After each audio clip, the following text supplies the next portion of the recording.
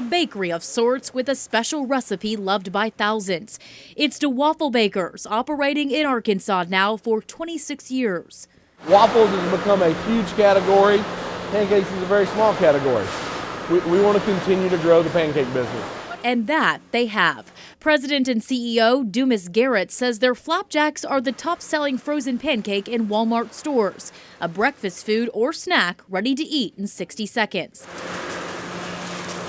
In the last 3 years, they started selling in 11,000 grocery stores across the country, like Kroger, H-E-B, Harris Teeter, Publix, and Food Lion.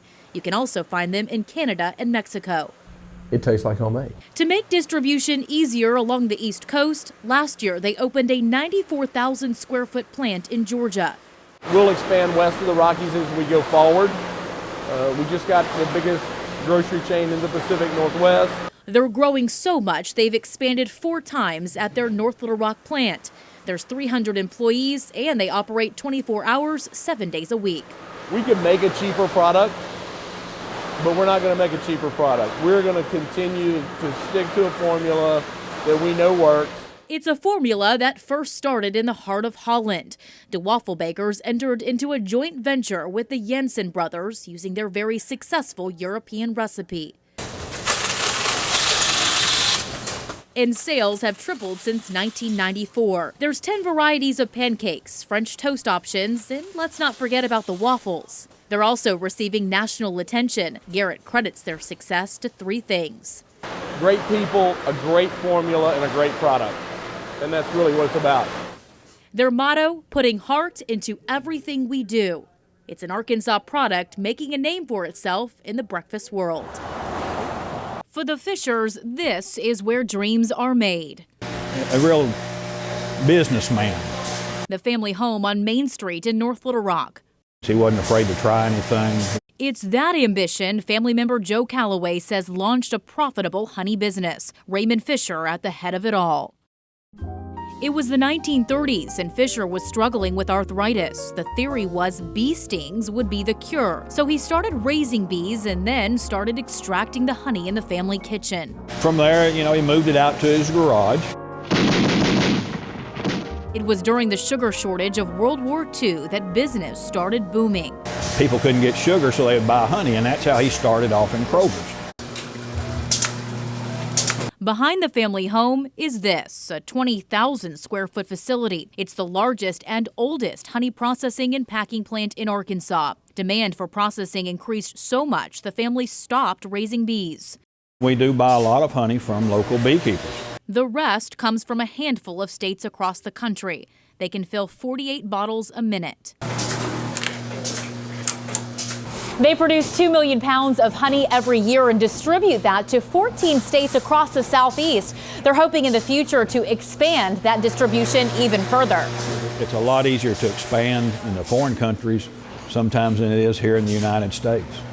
They export to South Korea, and they're hoping to sign off on a project in Jordan very soon. Good news, but it hasn't come without struggle. Honey's not a necessity, it's a luxury item.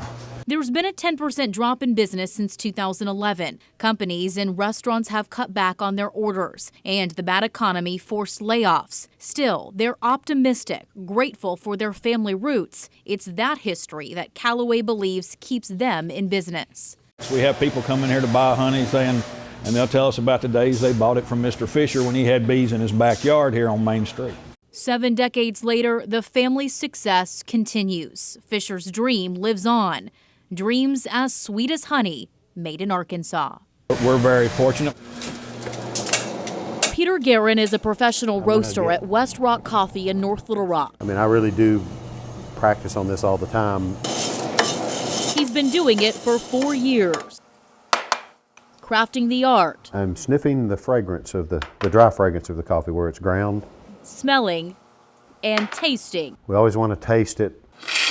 A whole lot of coffee. We just want to control everything so that we can objectively grade the coffee. But for Westrock Coffee, how the coffee reaches the cup is just as important as the coffee itself.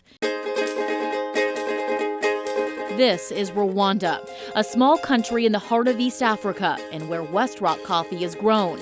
The beans are purchased from 75,000 farmers. The coffee is processed in mills like the Rwanda Trading Company. Once neglected, it now thrives. As do others, Westrock Coffee has revitalized. It really makes a difference in the lives of farmers to the same places. CEO Todd Brogdon says the goal is to work closely with and improve the lives of Rwandan coffee farmers in an economy still recovering from the genocide nearly 20 years ago. Employees are paid 20% above the local labor market. There's also health care, daily meals, and pension funds. They can send their kids to school, they can pay for hospital visits, they just have more cash available. Store all our coffee that comes from origin. Once processed, it's then shipped to Arkansas, where it's roasted, packaged, and then sold to more than 1,000 Walmart and Sam's Club stores across the U.S. You can also find it in Kroger locations across the state. And we hope to expand that distribution as quick as we can. From crop to cup, Westrock Coffee calls it a step-by-step process. It's hard to tell your story on a bag of coffee. Not just involved, but committed, reinvesting in the Rwandan people and their land, from Africa to Arkansas. It's really neat to have such a international business, but such with a local flavor to it. I mean, I grew up in East Arkansas on a farm, and going to a coffee farm in Rwanda in a lot of ways is real similar. Color's getting a little more orange. Which is why Peter it's Guerin close to takes cracking. great pride in his work, knowing it's a taste with purpose. It's a lot of hard work, but it's a tradition. Long before the sun comes up, Philip McClard is busy smoking dozens of pounds of ribs, beef, and chicken. It's been good to the family. We do have chickens today, Chicken Wednesday. There's no customers right now at McClard's barbecue, only workers preparing for the day. It's a joint, it's not a restaurant, and I think he's right, it's a joint. This is Scott McClard, his last name, one of the most recognized in Arkansas. We sat down together before the lunch crowd rush. It all started with a recipe. A recipe filled with 86 years of success, 5 generations. I know most people think it's a made-up story. It's not a made-up story. It was 1928. Alex and Alice McClard ran a tourist court, complete with a gas station, a diner, and a few rooms to rent. It was my great-grandfather and my great-grandmother. When a traveler couldn't pay his bill, he offered up a secret recipe for the world's greatest hot sauce. After a few adjustments, the barbecue sauce became an instant hit with the couple's customers. So that's the first question from everybody. They want to know what happened to the traveler, and did he ever come back and like, okay, I want my claim to fame back, or whatever, but never heard from him. The history surrounds us. Pictures, awards, and articles adorn the walls. They've been featured in everything from USA Today to Playboy to Southern Living magazine. It's pretty neat to know that people have eaten here from all walks of life. Like Academy Award winner F. Murray Abraham, journalist Dan Rather, Dallas Cowboys owner Jerry Jones, comedian and actor Jerry Van Dyke, Sopranos actor the late James Gandolfini, and President Bill Clinton. Scott's been on Air Force One countless times. He and Hillary came here and ate right after they got married, before they left on their honeymoon. Each week, the restaurant serves 7,000 pounds of hickory smoked beef, pork, and ribs. And in those handy bottles, the famous sauce that started it all, whose $10 recipe sits locked away in a safe deposit box in downtown Hot Springs. Yeah, it's like, can you tell me? I'm like, no, I can't. As for his great-grandparents, But I know they'd be proud. I know that. the little building on Albert Pike, rich with history. Who came through here that we don't really know about who came through here? Oh my God, I'm trying not to get emotional. Yetta Washington, the owner of Berries by Yetta, makes chocolate-covered strawberries. You're probably wondering why that means so much. I came from nothing. I came from a broken home. She's now sharing desserts with people across Arkansas and even in other states. But let's go back 4 years ago. It all started with the company Potluck. Her supervisor loves chocolate-covered strawberries, so Yetta made some. Long story short, they were a hit, so she posted about them on Facebook. Also spent $200 and just gave them out for free. And they was like, oh my God, we need to buy those.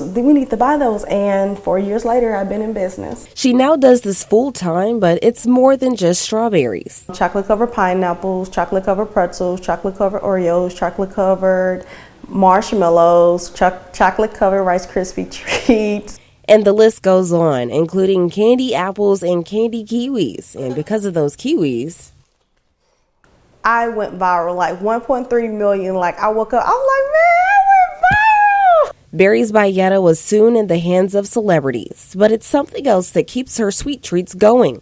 Her daughter. I wanted more for her. I wanted to give her what my mother never gave me. And I knew to step my game up. Being a Black business owner, being a mother, and just knowing her backstory makes Berries by Yetta that much sweeter.